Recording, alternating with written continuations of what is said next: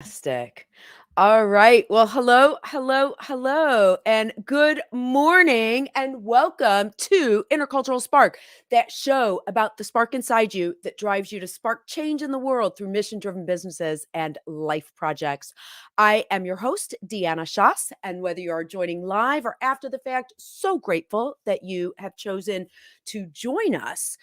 We talk each week with different people, really micro entrepreneurs. So people who are taking that passion or whatever it is they want to change in the world and turning it into a business where they're building their livelihoods and making a difference in their corner of the world through their businesses.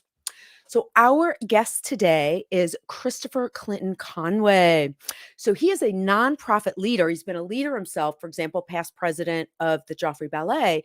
But now he services iconic not-for-profits and what does he say? Ultra high net worth individuals to help them make meaningful, lasting change in the world. So we are going to find out how he does it. And I have to say, and how he stays so incredibly fabulous. So welcome to the show. Welcome to Intercultural Spark, and welcome to Christopher Clinton Conway.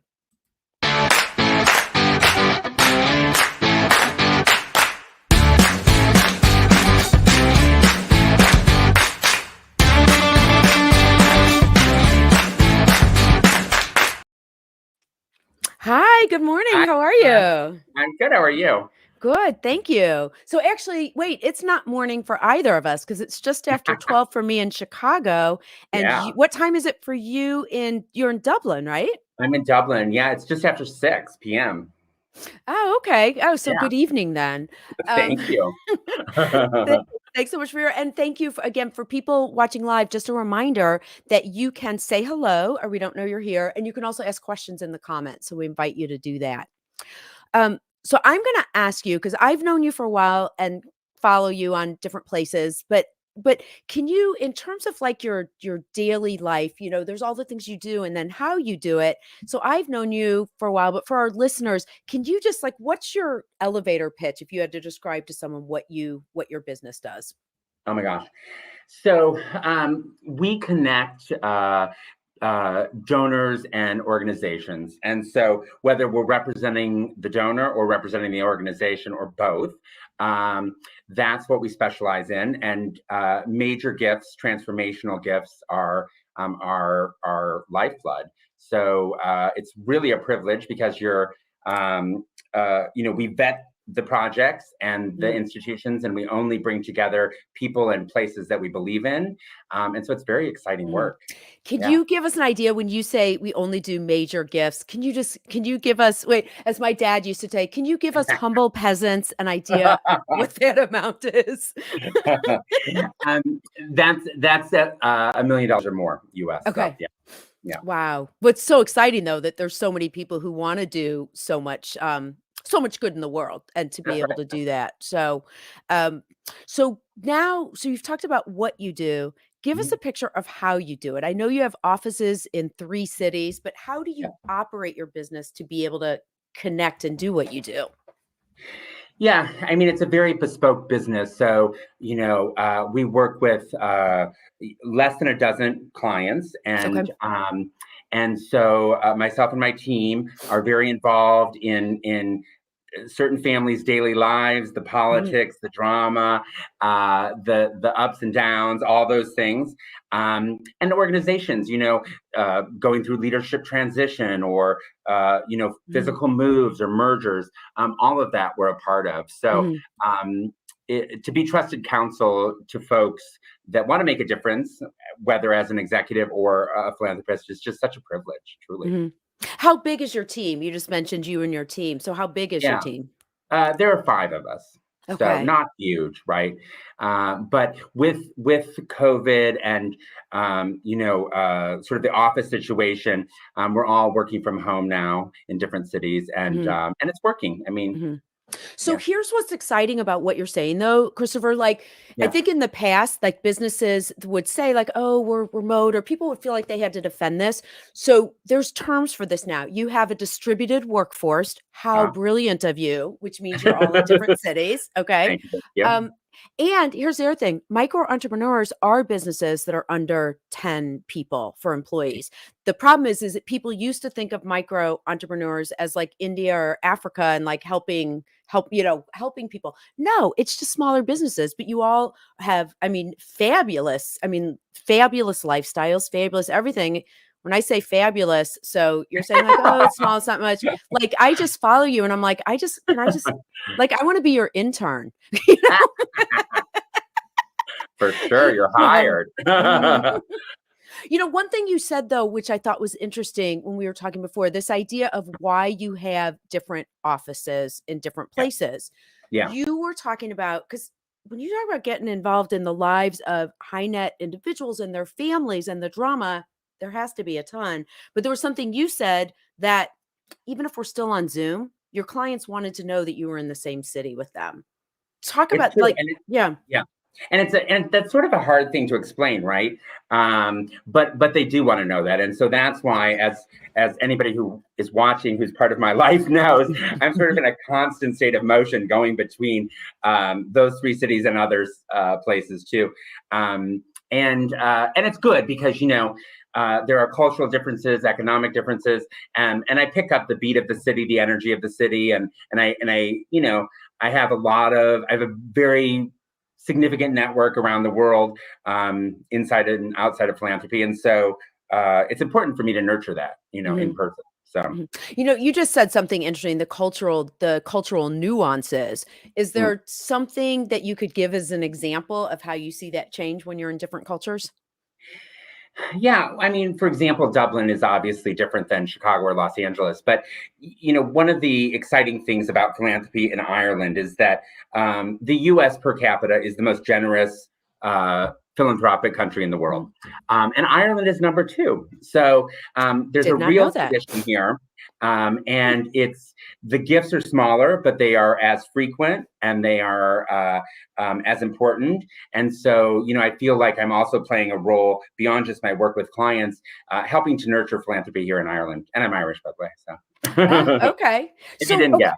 Well, you know what's so wonderful about that though? It's this whole idea, and that was the name of the show. Like if you're designing it, make it fabulous. So the fact Yeah, that you are building a business, doing so much good in the world, and it's like, well, I'm Irish, so I wanted to spend time in Dublin. Like yeah, sometimes people think that it's either or. Here's where I do my important business, and here's where I express myself personally. How wonderful to be able to align those things and then have it be good for everyone. It's the same thing about the strategy. yeah, Do you have to have offices in three lives? A lot of people, I can imagine the tiredness of traveling, but it still seems like very exciting. But yeah. again, you're like, yeah, but it fits my strategy. It fits my business model of what I'm doing. So that's really important. Um, And I've been fearless.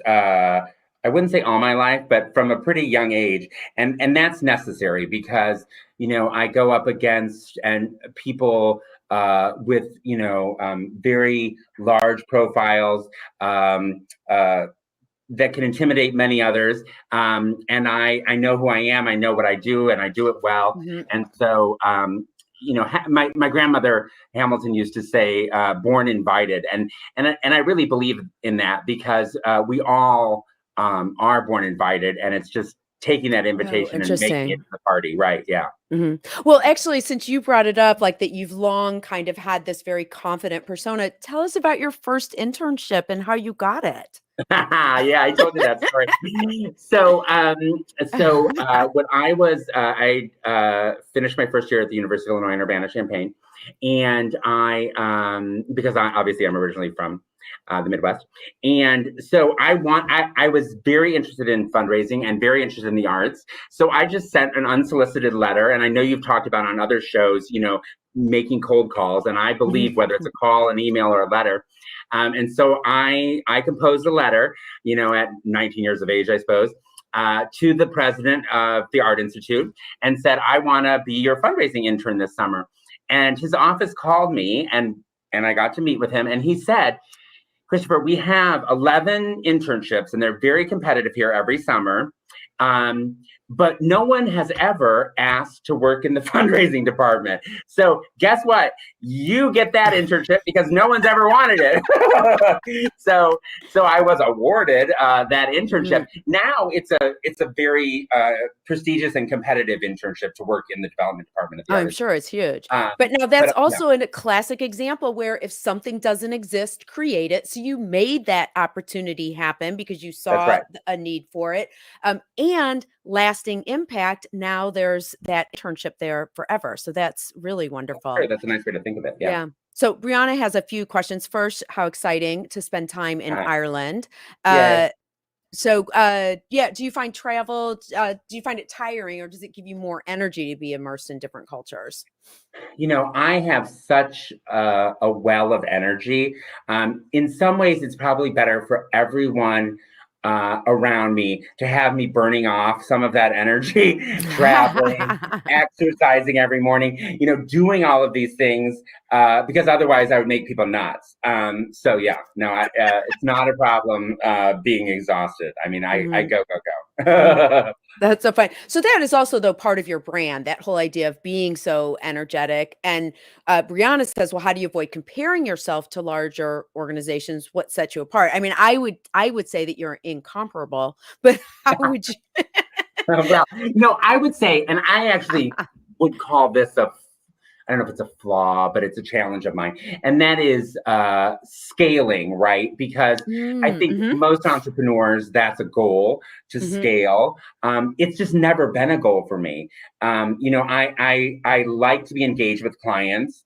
I like to, play a variety of roles in my firm. And so, I'm happy with the size we are, and I really love the work and our success. And so, my goal is not to have 300 folks like me. Absolutely. It's interesting, and I'm trying to find them to see maybe have them on the show. I just read an article recently by two researchers. They did a study just on that, on the best way or different ways to have impact on a local community. They were looking at Detroit, and they studied companies, smaller companies that were designed to scale as fast as they could, and companies that did exactly what you said, which is, I don't want to scale. I don't need to scale. I'm making the impact I'm doing. And what they actually found is those companies that chose not to scale, but to have a big influence in their sphere of influence were actually more successful in doing that. So again, it's so funny. It's just, I'm hearing things that you're saying. I think that as micro entrepreneurs, we've been taught to be defensive about some of those indicators of smaller business. And what's coming out more and more is that we're actually going to save the world. So, well, and one thing I do, and I do well, is that for larger projects or clients, I'll partner with maybe a larger firm or a boutique firm. And so I then, there was one recently that I worked on with an ex-president, and I partnered with a larger firm. So the team became about 30 people, my 5, and then the 25 large firm, and that worked great. So. Yeah. And were you managing that then, or did you come in as part of their team, or did you actually bring them on to manage for the project that you were doing? Right. I brought them on because it was my project. And I knew they needed a larger team. So, which is also fabulous because you're like every single spot of how you should do things as a micro business. You're like so on it, because that's also not being intimidated. Not only, Brianna's question was about competing, but how about the fact that now you're, quote, the boss, and you're bringing on a team that's not your employees, that's bigger than you. Like, just not even caring. You're like, no, it's my project and here's how we do it. Yeah. I don't know if that president is the one I'm going to ask you a question about. It's not. Okay. So well then, so I'm going to ask you. Yeah. Oh, so the story is that what you do, strategy is so critical. And of course, for any of us as consultants or serving others, you always want to bring people on so they understand why you're doing something. You have a story about someone pretty big where you didn't do that. What? Yeah. Can you tell us that story? After I graduated from law school, again, I just sort of, kind of looked around, evaluated my goals, my passions. And I truly wanted to work for President and Mrs. Carter at their Carter Center in Atlanta, which is part of Emory University. So again, I just reached out to them and said, I'd like to work for you. Mhm. And it wasn't instantaneous because, it was a paid position and a relatively senior one. But in a span of about a year, I was hired and I moved to Atlanta. And it was a fantastic experience. I worked very closely with the former president and first lady. But the story that I mentioned to you was, Mhm. having active communication about a presentation, a proposal, an engagement, because I had all the conversations outside of interactions with President and Mrs. Carter. And so I had the presentation, I just sort of handed it to them. And President Carter read it as we were walking in and decided it wasn't right. And so he asked to use the restroom at this person's house. And when he came back out, he wasn't holding the presentation any longer. He had actually ripped it up and put it in his jacket. So Mhm. that created a situation which took several months to iron out, and Mhm. involved a gift that was an 8-figure major contribution. But Wow. it really was my fault, and it was a lesson for me to learn. Mhm. To to at least offer the information to someone. It's hard, not to think that when you're dealing with someone, again, of high profile like a Jimmy Carter, that you don't want to bother them with the details. But actually, Jimmy Carter's famous for being caught up in too many details. Oh, If you know anything interesting. about his administration. So yeah. So anyway. So how on earth I feel like I would have just, like, fallen over and just died right in that moment and just never recovered. How do you recover from wait, I'm gonna use the slang. How do you recover from pissing off the president of the United States? Well, lucky for me, President and Mrs. Carter are two of the kindest and most generous people on the planet. And so nothing really pisses him off. Okay. It's just, he very much has this mentoring and senior statesman sort of persona. So he's all about lessons and learning, and has his entire life. He writes a book a year. He builds Mhm. furniture, builds houses. And so, luckily, if you're going to learn a lesson from any ex-president, probably Jimmy Carter's the best one. So, Wow. That's actually so wonderful to know about him as well. So how do you find most of your clients? It must is a lot through is it mostly through referrals or do you yeah. networking or any marketing? No, I don't. I don't do any marketing. But yeah, I mean, it's referrals, almost exclusively, and a lot of repeat clients, and Mhm. new projects from clients we've completed other projects Sure. for. So at this point in my career, I founded the business. It will be 9 years Mhm. this May.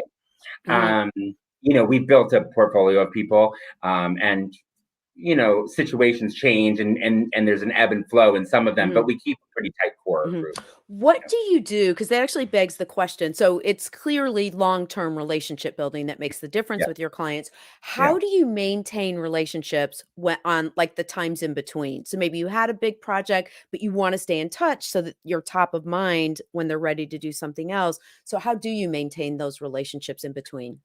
It's so easy for me because I genuinely like people, and I genuinely like the people I work with, and I think it has something to do with my sort of religious upbringing, that Mhm. I believe that philanthropy, that I'm honored to be able to offer opportunities to people, and so I think that that's one of the reasons I'm not intimidated, or I don't Mhm. feel sort of embarrassed that I'm presenting. A project that's going to cost someone millions of dollars, because in my mind, I have taken a lot of effort to vet it, to Mhm. identify it as something that's important, and a good use of resources. So every day I wake up with a spring in my step, because Mhm. it's so exciting, and there's so much good work that's going on all over the world, but especially in the three cities that I work in: Dublin, Chicago, and Los Angeles. Mhm. Yeah. You know, I wondered about that, and Holly, I do want to ask your question in just one second. But one thing I wondered is about this idea of sort of these minutes, because you're talking about like you really everything is really deep. It feels like nothing sort of happens by accident. And I was thinking of some, okay, so for example, like this one, like you have these pictures that you post every day. The color's Yeah. always perfect. They're so like it looks like you spent several hours getting your Photoshop set up. Oh, geez. And you Yeah. shared the other day that you're like, yeah, I'm out walking my dog. I only do one a day. So how Yeah. do you, I mean, it's a two-sided question, because one is like, how do you get the magic out of each moment? But I'm also wondering, I'm sure you've had conversations where you know something momentous is happening. Can you give us like one of sort of each of those? Yeah, I mean, like there's a photo in there. Well, like that photo. Okay, so Okay. I was in Copenhagen for one day Mhm, to meet with a client, and so you're having breakfast. I mean, mhm. how can you not want to take a shot, right? I mean, I'm it's with perfect. Holly on Maybe with that for the coffee a book. coffee. Hi, Holly. And other days, it's much simpler. It's just well, like that one. I'd come back from I know. How did you get your dog to pose? Right? oh, those dogs are the best. I had been in Guadalajara at Christmas, So and I brought them adorable. sombreros, of course, because why wouldn't you bring your dog sombreros from Guadalajara? Um, and that's actually Holly. I was meeting her for lunch later that day. That's at the Valley Ho Hotel in Scottsdale. Oh, that's fantastic. So what Yeah, about so capturing those individual moments, but I yeah. also think there must be times like where you're in a meeting where you know something huge is about to happen. Like what's one of the do you mind, is that appropriate to share? What's one of the like biggest Yeah. dollar donation things that you've managed, and what kind of impact did it have? Um, you know, I I am in conversations about gifts and projects that range anywhere from a few $1 million to up to $1 billion, right? Wow. Not that any of my funders would take on the entire Mhm. project, but a significant part, right? So and discretion is a big part of what I do. So Sure. not posting lists of my clients or Mhm. posting pictures of them ever. I don't do that. Yeah, I respect their privacy. And occasionally, Absolutely. one of them will attend an event with me and they'll say, let's post a picture. And that's great too. So, Mhm. yeah. Mhm. So, Holly asks, what was your best piece of mentoring advice you received over the years that made an impact on your career? And then what's the best piece of advice that you love to give to others? That's a great question, Holly. Thank It is a you. great question. One of my favorite jobs after I worked for President and Mrs. Carter, I was recruited to LACMA, which is the Los Angeles County Museum of Art, which is sort of the Okay. art of the West Coast. Um, and Andrea Rich was the president and director of the museum. And she took me in early on and she said, Christopher, you need to be bold. Los Angeles, I mean, it was a little bit of a, wet behind the ears, Mm, Midwest, Atlanta boy coming to Hollywood. She said, you need to be bold, believe in what you're doing, go in there, put it out there. And I always had that in me, but Andrea really was, she was petite. She was probably maybe 5 feet tall, mm, but her presence, you would have thought she was 6'5". I mean, mm. she just Wow. had it.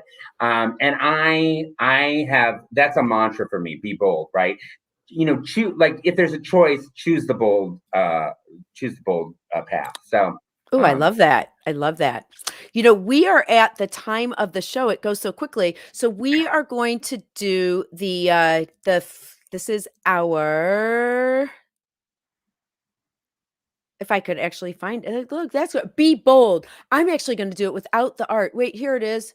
Flash photo stories. We are at that time of the show. And what that means is I flash a photo on the screen that you have sent me, and then you okay. just tell me like a 1 to 2 sentence story about it. And when I saw this, speaking of bold, like that's what I was saying. Christopher wanted to take his glasses off before we did the interview because he's like, this the light's reflecting. I'm like, but you always look so bold. And I'm looking at your fashion in the photos. He's like, all right, I'll be bold.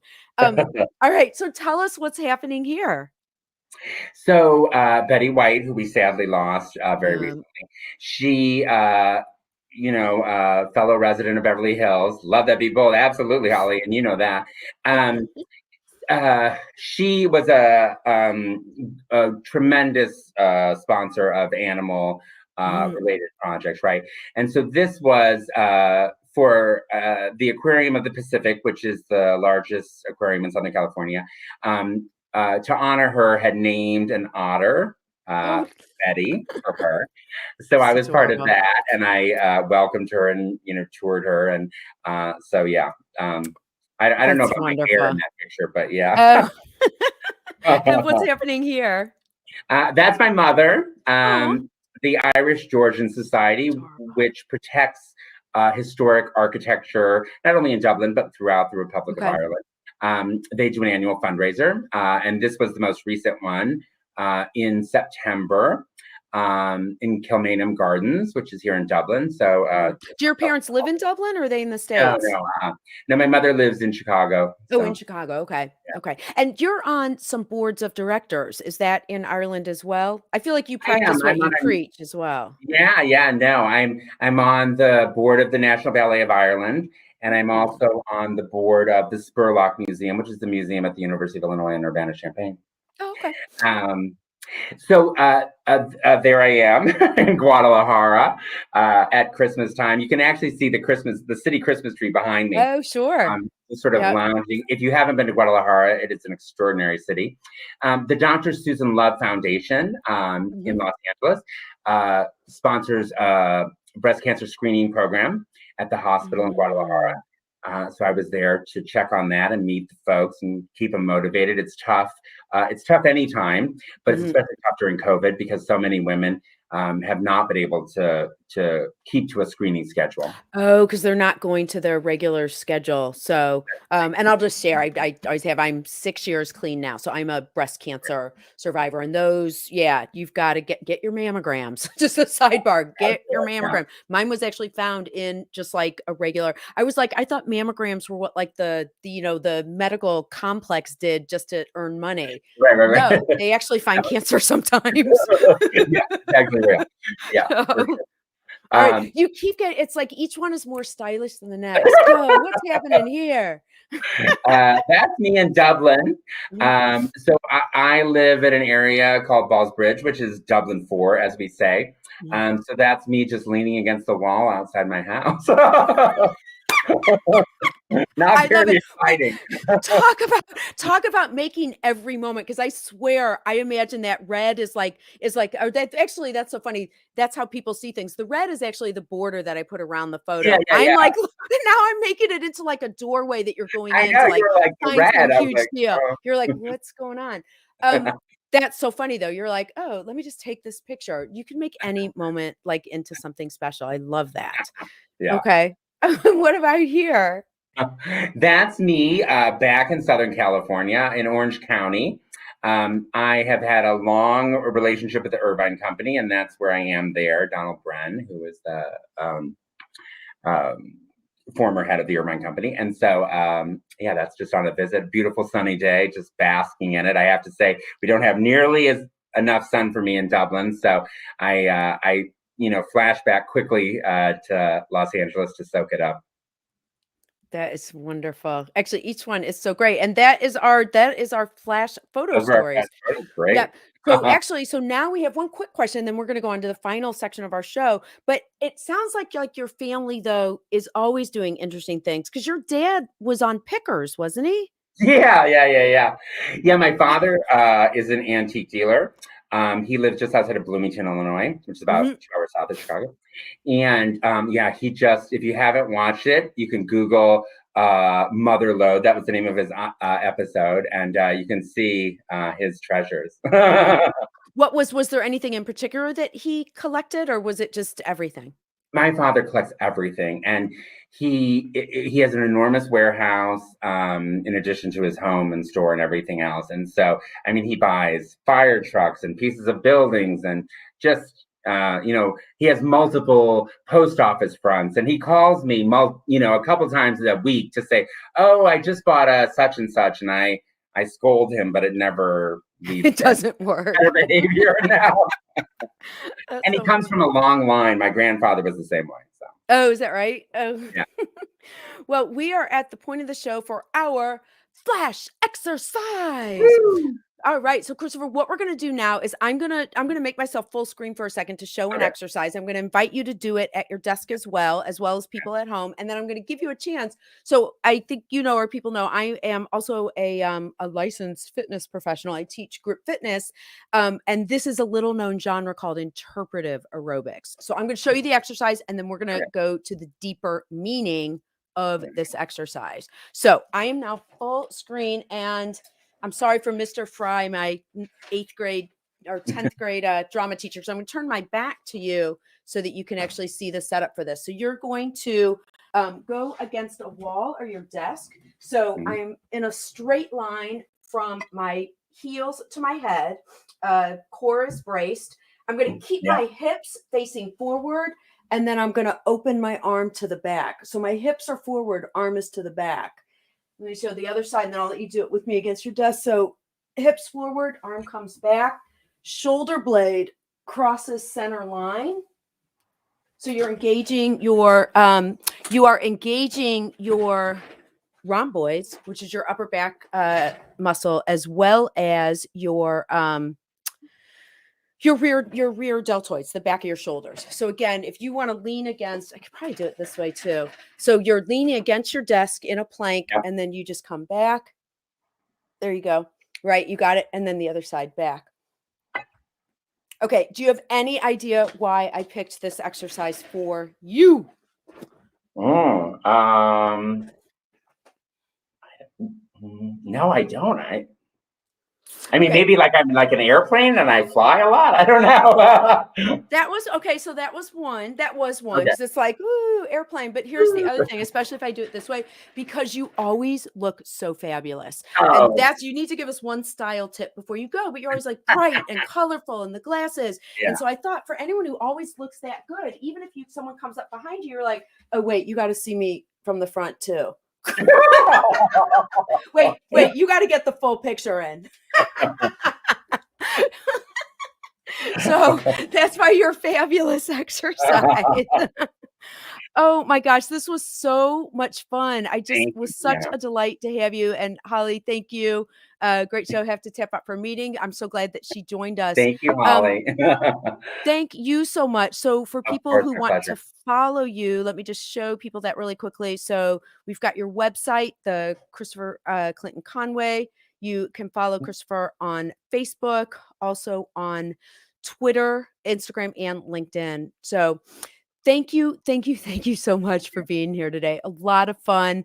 And we look forward to just continuing to follow all the amazing things that you're bringing to the world. And thanks so much for all your brilliant, just the way that you boldly do everything shows it's a good example for everyone. Like you're designing it. It's your life. Like, make it fit with what you want. So sure, for sure. See everybody next week. Thank you. Stay warm.